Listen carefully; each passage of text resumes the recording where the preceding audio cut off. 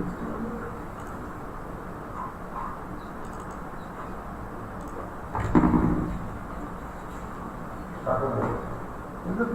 should keep on sanitizer. Sanitizer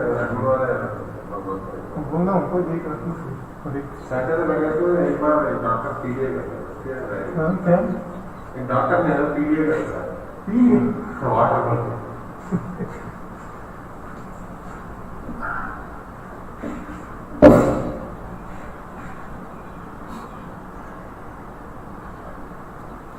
Good morning, folks. Today we are going to talk about another very important topic, that is poliomyelitis. Though our country has no polio cases since past few years, it remains to be a public health problem, and we require to be cautious because we have two neighbors who are having a large number of cases. Rather, the cases in Pakistan and Afghanistan are rising, and it is of concern that when these cases will start occurring in India. Also, as you may have read in the papers last year or before last year, we had polio virus available which was cultured from sewage, and hence that means that there is some sort of polio virus which is available in the community. Now, whether that was a vaccine derived polio virus or it was not is controversial. So let's see what we know about polio and what we can tell you about it. So first we'll consider the epidemiology of polio. Poliomyelitis is an acute viral infection caused by an RNA virus. RNA virus, we have got also now, we have got a COVID also coming in. So it is, no, of course, no connection whatsoever. It is primarily an infection of the alimentary tract, but the virus may spread to the central nervous system also in very small percentage of cases, resulting in varying degrees of paralysis and possibly death. So, very important to remember that basically it is an alimentary tract infection which then spreads.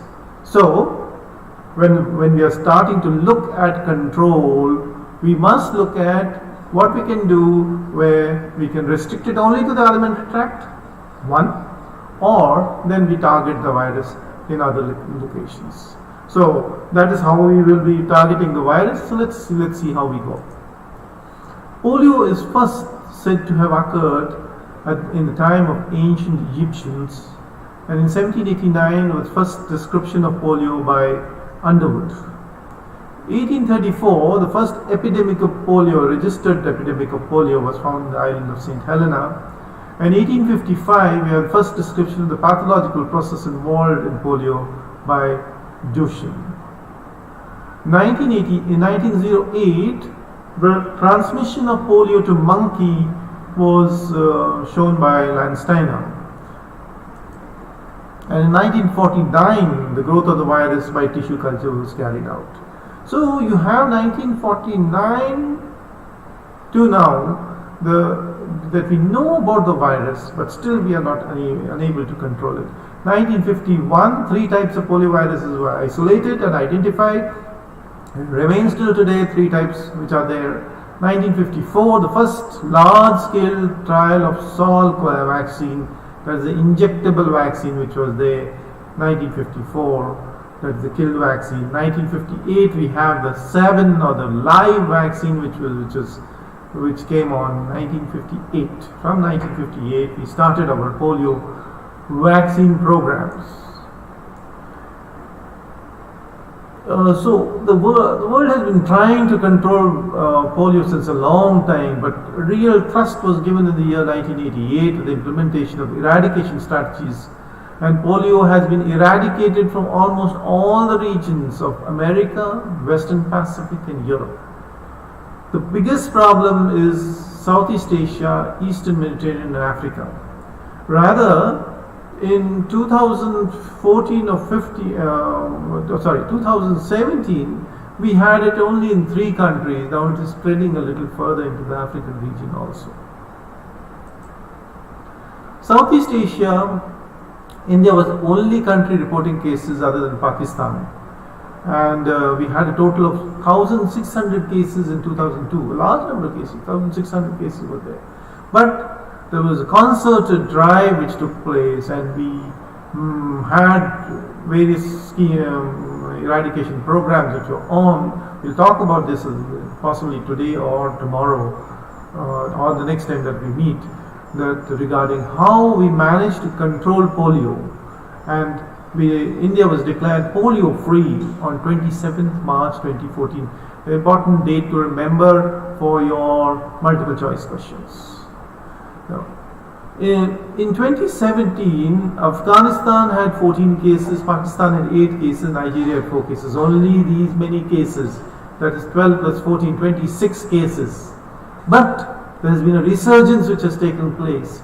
In 2019, we have had 175 cases, mainly in Afghanistan, Pakistan, but also in the African region.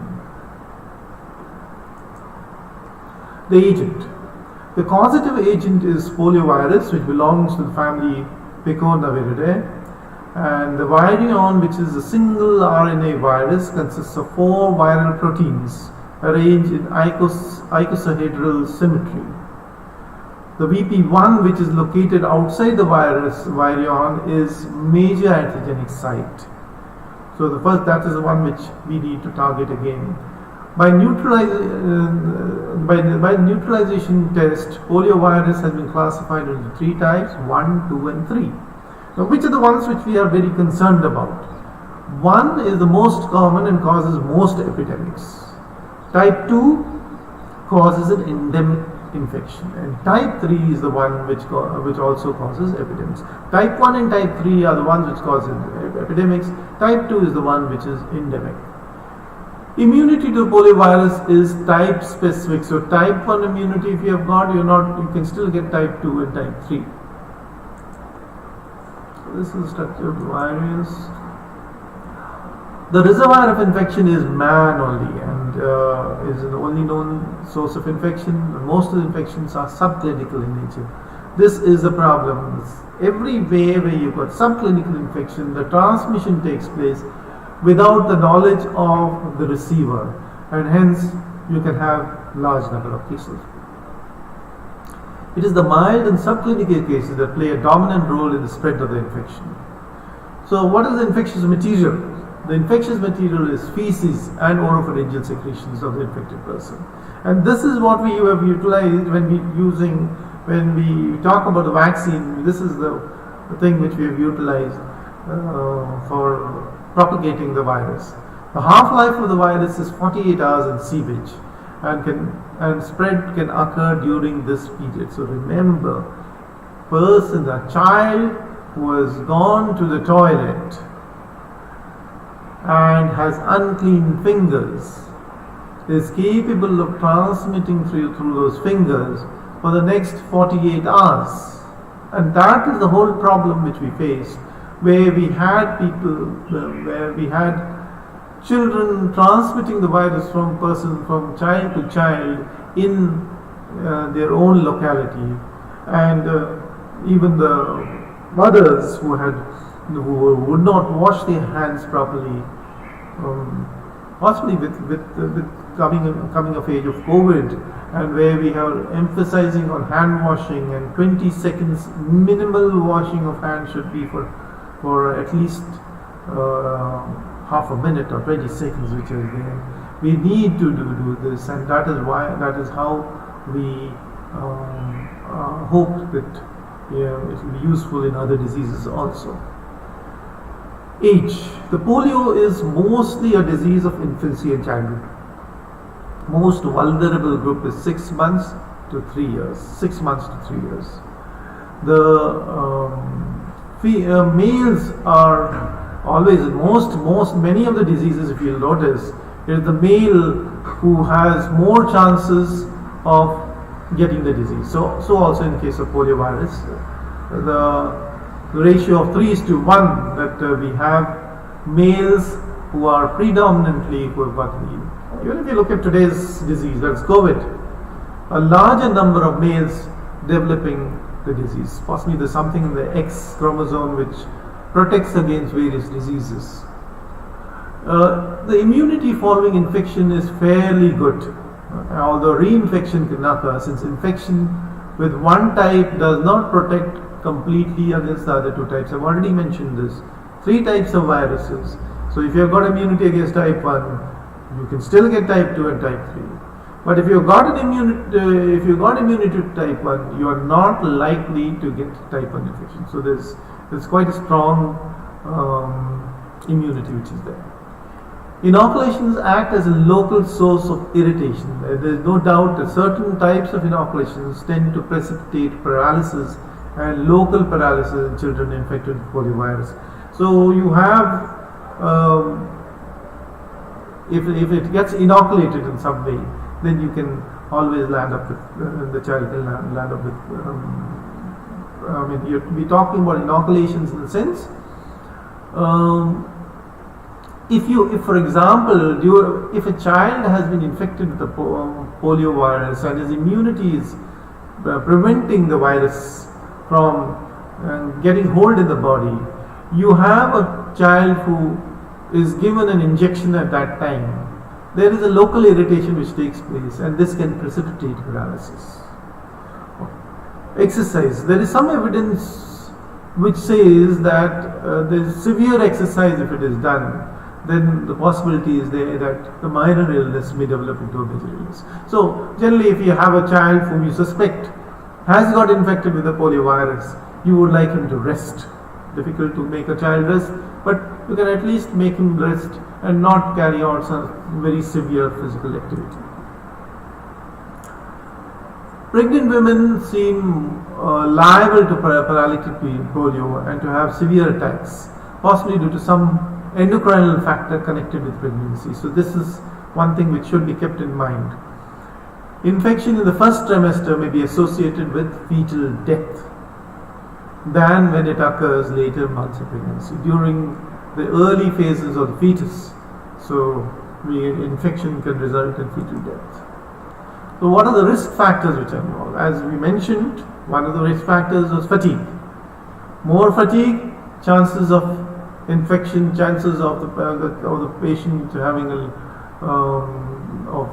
more virulent form of infection occurs. Trauma, injections, intramuscular injections or trauma, all these things can result in the infection spreading much faster. So operative procedures are also basically trauma, but most important, more in case of tonsillectomy, which is common in case of children. So tonsillectomy can result in the spread of the infection. Administration of immunizing agents, like any immunization agent generally has adjuvant. So is it the adjuvant or is it the injection which is causing the patient for the polio virus to spread in the body of a vulnerable child? That is to be considered. So the immunizing agent is there, whether it is an adjuvant, that aluminum which is there, or it is the injection which is causing. Polio is more likely during the rainy season, again because of the fact that rainy season you have got more flies floating around, and the flies are one of the causes of spread of the virus. Also, why is it so that flies spread? Flies go and sit on, you see, in India we had a large amount of open defecation.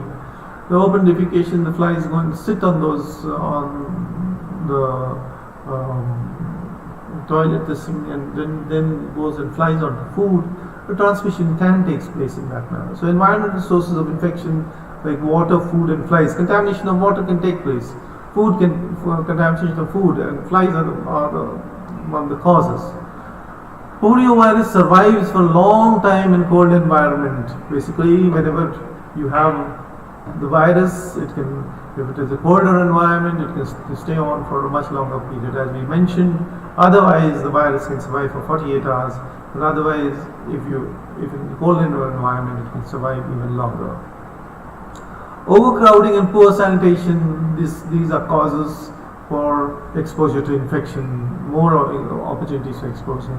Hand washing not taking place, that is whatever, as I mentioned earlier in the lecture. Hand washing is a very important thing to be done to cut the infection. The period of communicability is from cases about 7 to 10 days before and after onset of symptoms. So when the symptoms, before the onset of symptoms, 7 to 10 days. So that is the whole problem which is there. Preclinical, when the person is not having any symptom, of course after the onset of symptom, he is infectious. But before the infection, before the onset of symptoms, he is infectious for 7 to 10 days. In feces, the virus is excreted commonly for 2 to 3 weeks.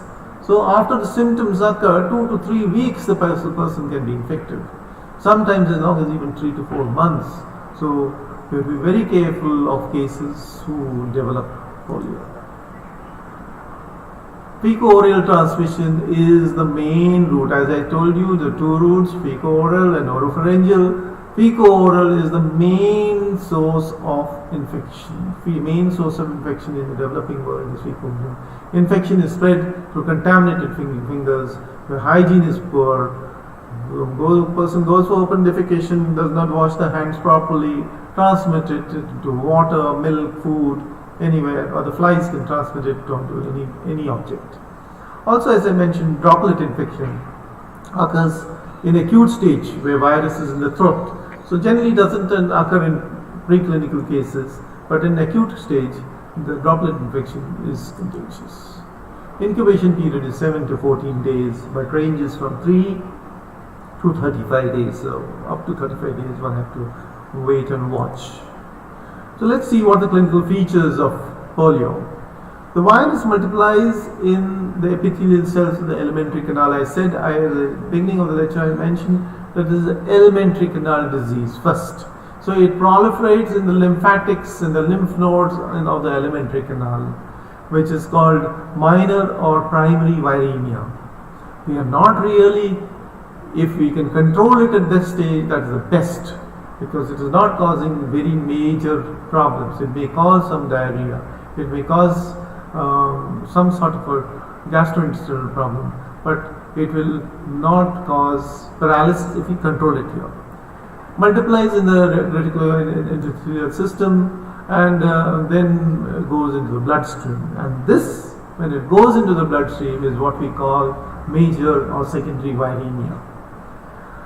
So this is the general mode of transmission. But when we have a child coming in for tonsillectomy, and the virus is through the oropharyngeal route transmitted to this tonsillectomy child who has an open wound, can go directly into the neural transmission. In the central nervous system, it multiplies in the neurons and destroys them. Lesions occur mostly in the anterior horn cells of the spinal cord, so that's why it causes classic paralysis. So one thing which definitely comes to mind when you have paralysis of both limbs in the body, of lower limbs, one thing which strongly comes to mind is Guillain-Barré syndrome. We'll discuss about that later. Posterior and interior columns may also be involved. In some cases, encephalitis occurs involving brain stem, motor and premotor areas. The inapparent infection, I keep on referring to this, inapparent infection occurs in 95% of poliovirus infections, and there are no symptoms, but virus is isolated and the patient can transmit the disease. The minor illness, as you mentioned, minor illness corresponds to the stage of viremia, characterized by lassitude, tiredness, weariness, mopping, fever of 1 to 2 days with sore throat, upper respiratory infection, headache. You can also have loose motions in this particular stage. Clears in 2 to 3 days. Major illness is either 2 stages, which is pre-paralytic and paralytic. In the pre-paralytic portion, we have meningitic symptoms. The meningitic symptoms of headache, fever, malaise, vomiting, and pain and spasm of the limbs. There is neck rigidity. So how is present, and how do you test for neck rigidity? Neck rigidity, the first thing which you do is, when the patient is lying down, you tell the patient to keep his head loose and try to flex his neck. You will notice a neck rigidity which is there. You will clearly notice a neck rigidity which is there. Please try it out with your relatives or somebody who is at home. How to do it? Make the patient lie down in the bed. The person lie down in the bed. Keep the head loose. Try and flex the neck. That is one way of checking neck rigidity. The other ways of checking neck rigidity we have now told over here, which are there, are the tripod sign. Tripod sign is you tell the patient to sit up in bed. Sit up in bed. And because of the fact that the patient is unable to control his head flops behind. The patient will move his hand behind his back, or may move both hands behind his back, and his head will flop behind. That because of the fact that he is unable to control his spine as well as his neck. That's the reason why the tripod sign, both the hands as well as the head which is there, the tripod sign which is there, this is very classical of meningism. Now, second is kiss the knee test. Now, you tell the individual to sit up and kiss the knee. You will find that the patient is unable to do that because of the spasms which are there, and you will also find that the other leg also starts to fold up. Okay. The other way is the head drop sign, which I talked about, that if you take the patient, tell him to keep his head loose, and he is unable to hold his head high, which is the head drop sign. Now, the paralytic stage is of the different varieties. One is the spinal form, where you have paralysis of the spinal muscles occurring suddenly, manifests as muscle pain, tremors, hyperasthesia, diminished deep tendon reflexes, and which is followed by flaccid paralysis. Please see the sequence of events which is there: tremors, hyperasthesia, diminished tendon reflexes, and then followed by flaccid paralysis. This is the way you will differentiate this from Guillain-Barré syndrome. Distribution of paralyzed muscles is asymmetrical. Paralysis of the diaphragm muscles this is the later stages. Paralysis of the diaphragm muscle takes place. And once paralysis of the diaphragm muscle takes place, there will be respiratory distress, respiratory difficulty, respiratory distress. Transitory urinary retention may take place, and constipation, again because of the muscles getting paralyzed if it involves the autonomic system. Now, that was spinal paralysis. Now we have bulbar and bulbospinal paralysis, which is there, which occurs in less than 10% of paralytic poliomyelitis. And the paralysis of the vagus, which results in weakness of the soft palate, pharynx, and vocal cords. Then breathing and swallowing becomes difficult because of paralysis of the pharynx. Paralysis of the respiratory system, which is again results in respiration becoming shallow and irregular. So one, you had respiratory distress due to the paralysis of the diaphragm, and second is paralysis of the respiratory center resulting in shallow and irregular movements. Please differentiate between the two. The vasomotor center, which can result in paralysis of the vasomotor center, results in changes in pulse and BP, and you may have skin involvement, where you have dusky and mottled patients are restless, anxious, and may become confused, delirious, and comatose. So this is a classical polio case, where paralysis of the right arm, right leg is taking place. So which are the commonly muscles commonly weakened by polio? So the most common is muscles which are there of the leg, so muscles that lift the foot, which results in contractures and tight cords. Then you got muscles which are straightening the knee, or then if you have looking at the basically when it travels upwards, your patient is unable to straighten or bend his hip and spread his legs. Then more uncommonly you have shoulder muscles behind the arm, or back muscles and the thumb muscles. These are the ones which are normally paralyzed. What are the differential diagnoses? As I mentioned, one of the most common differential diagnoses is to differentiate between this and Guillain-Barré syndrome, infective polyoneuritis. Also, since there is meningism and various other features of meningitis, aseptic meningitis should be considered. Also, you have flaccidness of the muscles. So, one of the important diagnoses to be considered is hypokalemia, which can cause flaccidness of various muscles.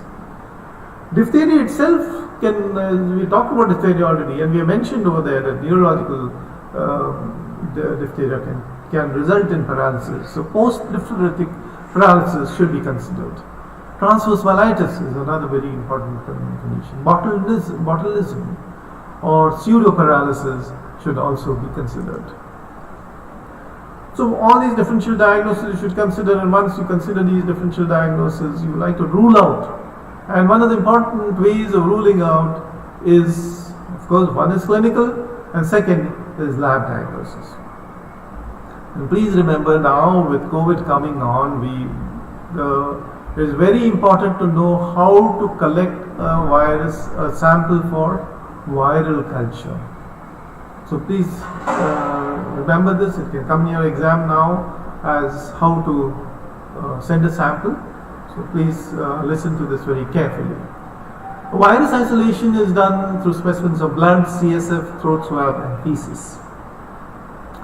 These samples are inoculated into tissue cultures, primarily monkey kidney cells, human or simian cell culture, and growth is indicated by cytopathic effects in 2 to 3 days by neutralization. That is one of the ways. Second is serodiagnosis is employed, and you do a neutralization by complement fixation tests. Also, not mentioned here, is to do a PCR examination, which is there. Now, you see, let's face facts. India was a country which never gave much weightage to health, and hence we hardly had any facilities for PCR. PCR was considered to be getting PCR facilities was very rare. But now, with COVID coming on, and we have much more and more PCR facilities available, more and more of CBNAT and TrueNAT facilities available. All these places we will be able to not only see for COVID or for tuberculosis, we will also be able to see for various diseases like poliomyelitis. So things are going to change now with, as somebody was mentioning, pre-COVID era and pre-COVID era and post-COVID era. Pre-COVID era was different. There are lots of things which are going to change. You're not coming to class. That's post-COVID area. So a lot of things are going to change. Of course, medicine cannot be taught just through YouTube. So sometime or other you will have to come and see the patients, and that is, or go to the community.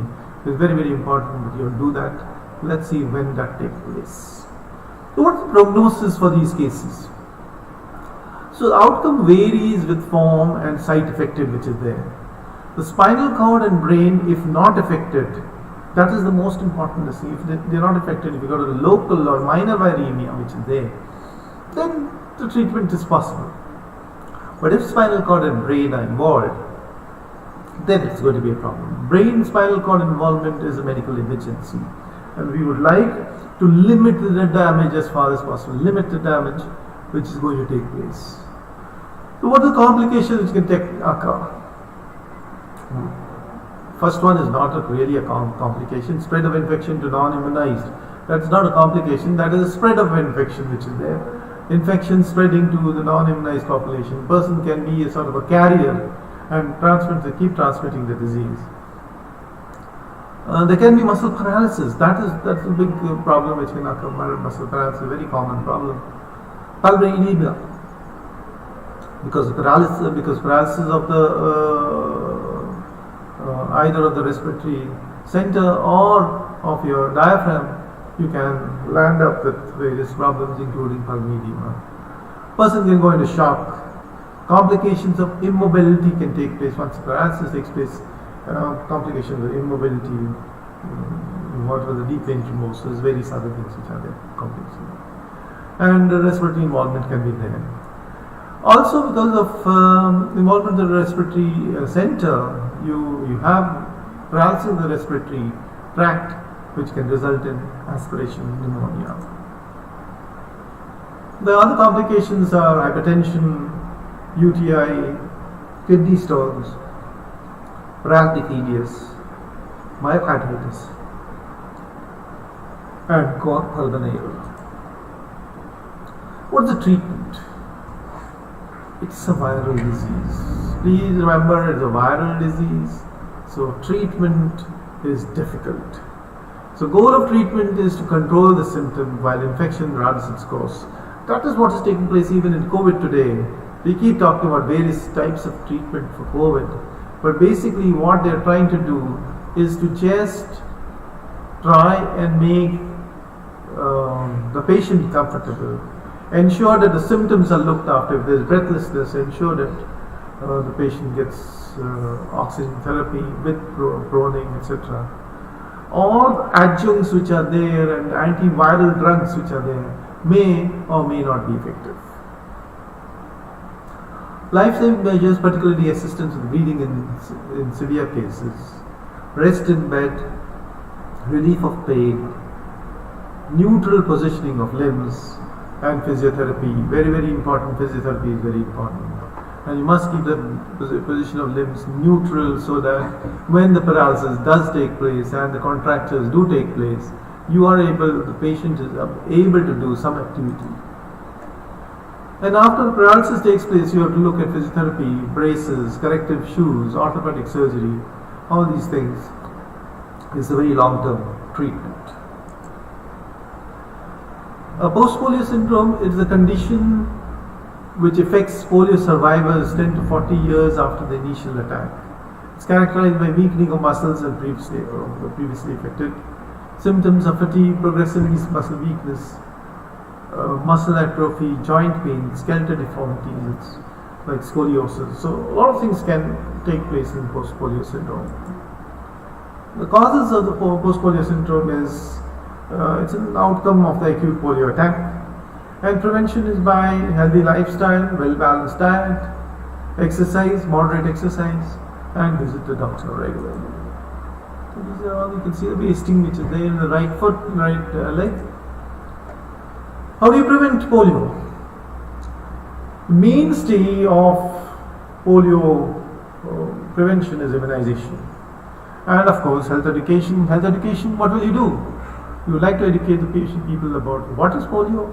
You would like to educate them about the hand washing as well as good sanitary facilities, no overcrowding, all those other problems, things which are there. As far as immunization is concerned, we can talk about two things. One is active immunization, where we have an OPV or we have an injectable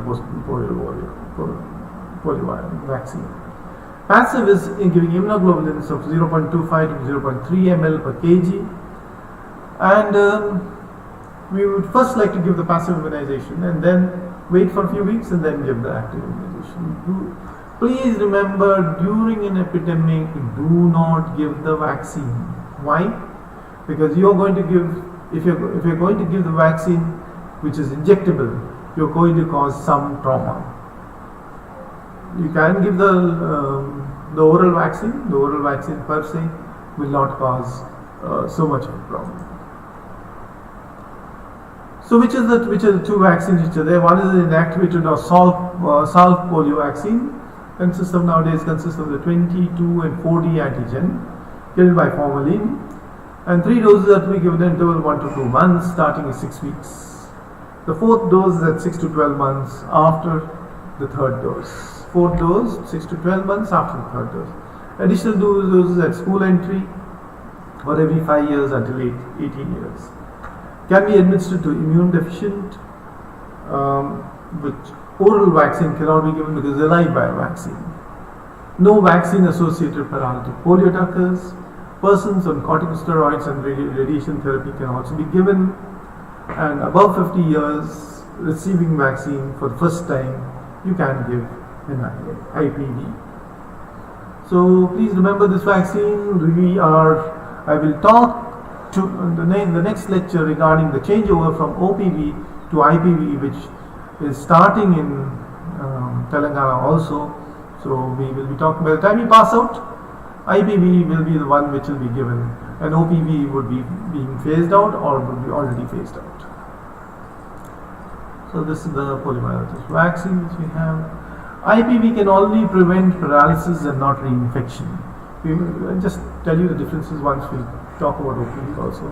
Immunity is not achieved properly since more than one dose is required to induce immunity, and unsuitable in epidemics because injection is to be given, which can precipitate the paralysis. So the improved vaccine has got the 4832D antigen, and it has got increased potency and better antigenic stabilization, and they plan to combine it with DPT to form a quadruple vaccine. But we already have a quadruple vaccine. We have a pentavalent vaccine where we have which vaccines are added to DPT? Haemophilus influenzae, and we have hepatitis B. Now that is the pentavalent vaccine. I don't know what the government is really thinking, whether they're thinking of having 6 vaccines together. Every vaccine which is added to a complex of vaccines resulted in the vaccine becoming more complex and becoming the body having a problem regarding handling so many of the products together. So what is the oral vaccine? Oral or the Sabin vaccine is a live attenuated virus from human diploid cell cultures or primate monkey.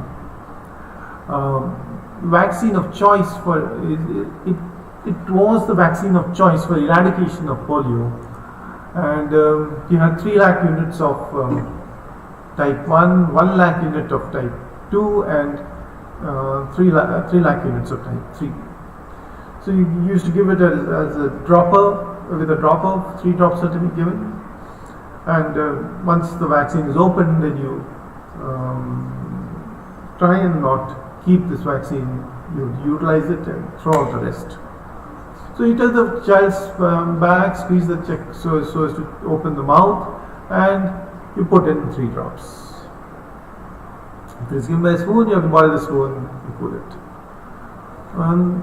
The vaccine then goes into the gut.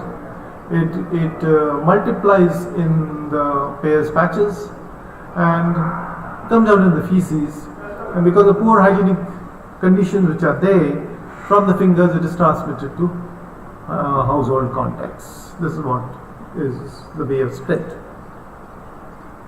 So as I mentioned, vaccine taken goes to the Peyer's patches, the epithelial cells. Viremia takes place locally. You have got IgA, and then you'll be having IgG later on once it goes into circulation, and then IgM.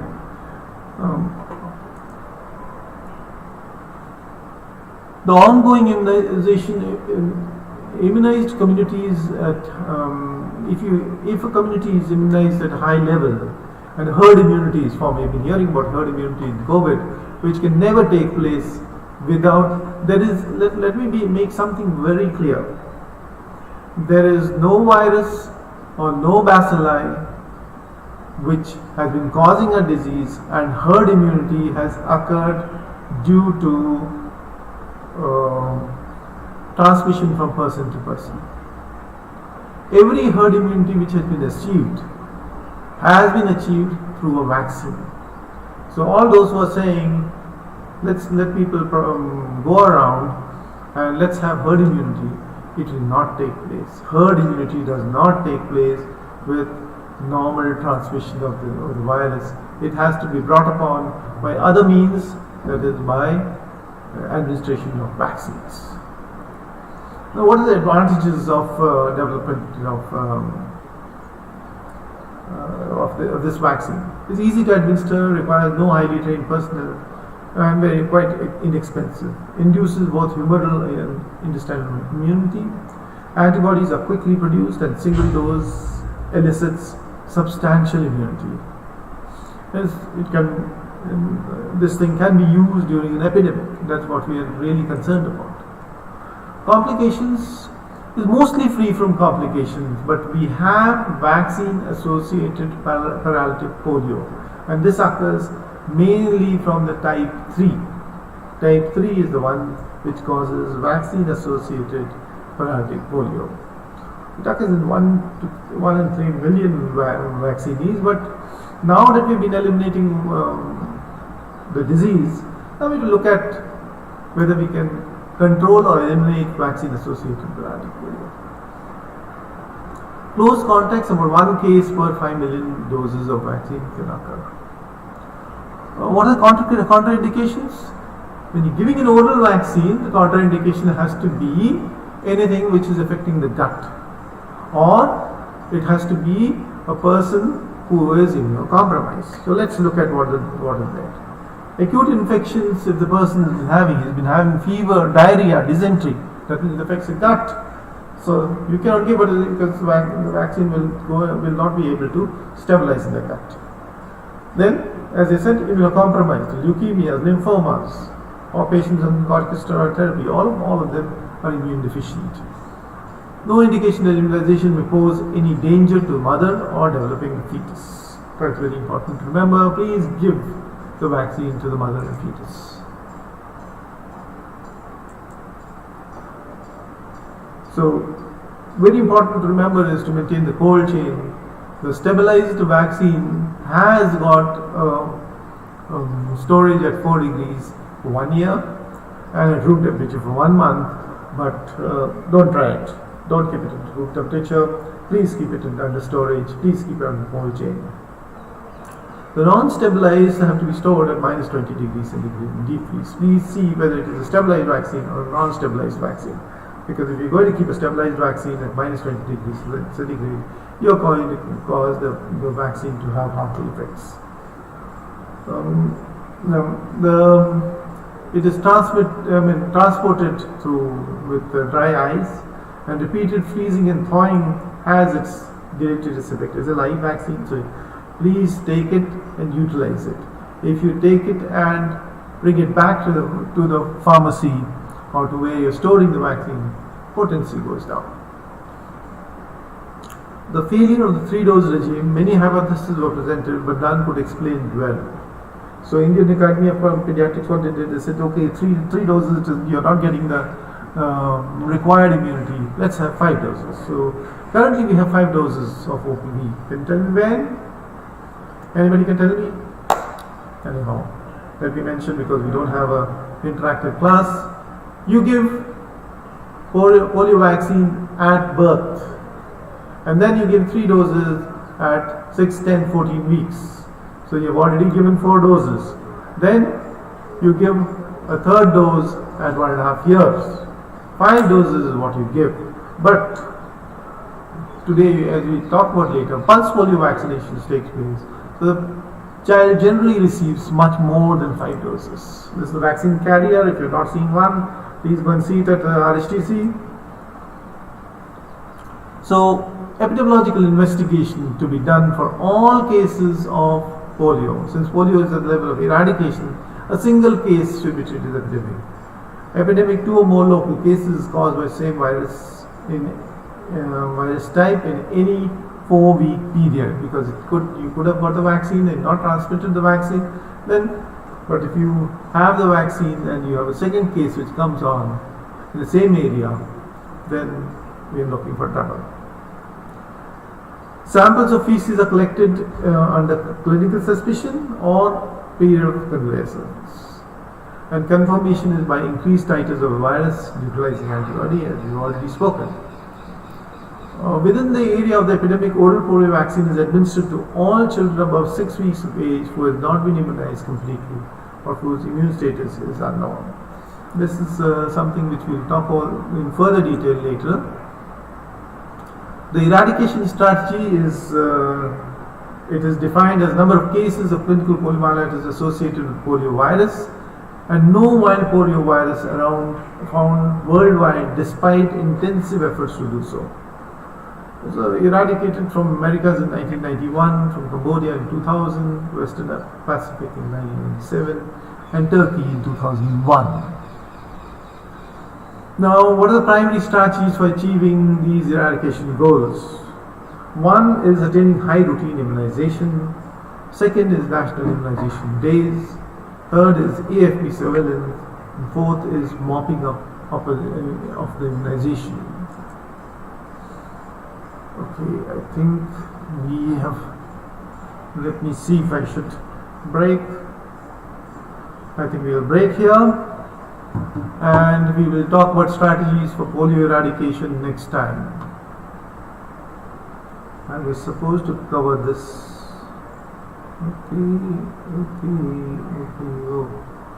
I stopped much earlier, but anyhow, since it is getting a little toxic, I thought we might stop here. We will talk about how we will do the epidemiological investigation and what are the eradication strategies next time, and what is we will talk in detail about line listing of cases, about AFP surveillance, acute flaccid paralysis surveillance, and then we will go on to the end game strategy, which was supposed to end in 2019, and how the end game strategy has now been moved to a new strategy which we have adopted from 2020 to 2023.